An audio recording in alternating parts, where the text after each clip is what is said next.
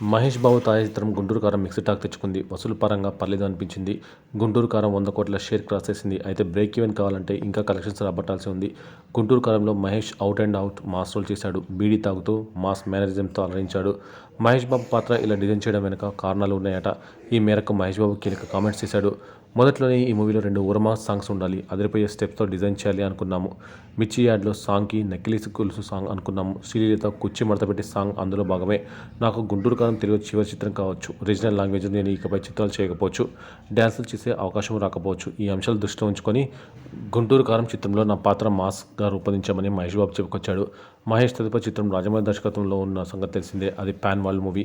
పూర్తిగా హాలీవుడ్ చిత్రాల తరహాలో ఉంటుంది. కాబట్టి మహేష్ బాబు 'గుంటూరు కారం'లో మాదిరి మాస్ లుక్లో కనిపించే అవకాశం లేదు. రాజమౌళి చిత్రం తర్వాత మహేష్ ఇమేజ్ మారిపోవడం ఖాయం. ఆయన పాన్ ఇండియా హీరోగా యూనివర్సల్ సబ్జెక్ట్స్ ఎంచుకుంటారు. ఈ అంశాలు దృష్టిలో పెట్టుకునే మహేష్ బాబు ఈ కామెంట్స్ చేసినట్లు అందరూ భావిస్తున్నారు.